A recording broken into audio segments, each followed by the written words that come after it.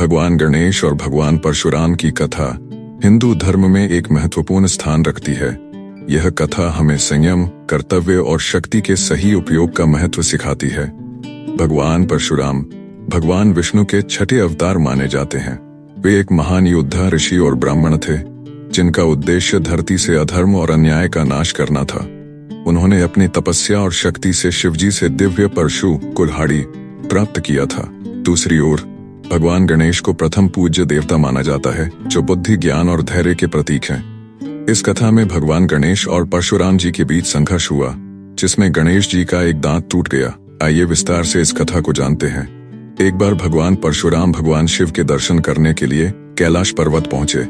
वे अपने आराध्य शिवजी को प्रणाम करना चाहते थे, लेकिन जैसे ही वे कैलाश के द्वार पर पहुंचे, उन्हें वहां भगवान गणेश ने रोक दिया। भगवान गणेश अपने माता पिता के परम भक्त थे और माता पार्वती के आदेश से किसी को भी बिना अनुमति अंदर जाने नहीं देते थे। जब परशुराम जी ने प्रवेश करने का प्रयास किया, तो गणेश जी ने उन्हें रोक दिया और कहा, भगवान शिव इस समय ध्यान में हैं, कृपया कुछ समय प्रतीक्षा करें।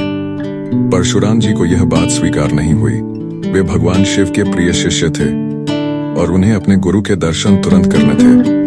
उन्होंने दोबारा भीतर जाने की कोशिश की, लेकिन गणेश जी ने फिर से उन्हें रोका।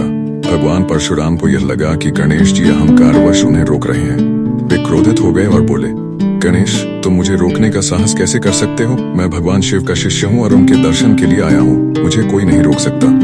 गणेश जी विनम्रता से बोले, परशुराम जी, मैं केवल अपनी माता के आदेश का पालन कर रहा हूँ, कृपया प्रतीक्षा करें। लेकिन परशुराम जी को अपना अपमान महसूस हुआ और उन्होंने गणेश जी को हटाने के लिए युद्ध छेड़ दिया। दोनों के बीच भयंकर युद्ध हुआ। भगवान गणेश ने अपनी अपार शक्ति से परशुराम जी के हर वार का सामना किया। परशुराम जी को ज्ञात था कि गणेश जी कोई साधारण देव नहीं है, लेकिन वे भगवान शिव से प्राप्त अपने दिव्य परशु मतलब कुल्हाड़ी से प्रहार करने के लिए तैयार हुए। जब भगवान गणेश ने देखा कि परशुराम जी शिव जी द्वारा दिए गए परशु से वार करने जा रहे हैं, तो उन्होंने उसे रोकने का प्रयास किया, लेकिन परशु ने उनके एक दांत को काट दिया। इसी कारण गणेश जी को एक दंत कहा जाने लगा। भगवान गणेश को घायल देख माता पार्वती अत्यंत क्रोधित हो गईं। उन्होंने परशुराम जी को शाप देने का विचार किया, लेकिन गणेश जी ने उन्हें शांत किया और कहा, माता, यह केवल मेरा कर्मफल था। परशुराम जी कोई साधारण मानव नहीं, बल्कि भगवान विष्णु के अवतार हैं। उनके परशु का वार भी मेरे लिए भगवान शिव के आशीर्वाद के समान है। गणेश जी की यह विनम्रता देखकर परशुराम जी का अहंकार समाप्त हो गया। वे समझ गए कि गणेश जी केवल अपने माता पिता की आज्ञा का पालन कर रहे थे और उन्होंने अपने क्रोध के कारण अनुचित कार्य किया। परशुराम जी ने तुरंत भगवान गणेश से क्षमा मांगी और उनकी बुद्धिमत्ता, धैर्य और संयम की प्रशंसा की। गणेश जी का एक दंत नाम कैसे पड़ा?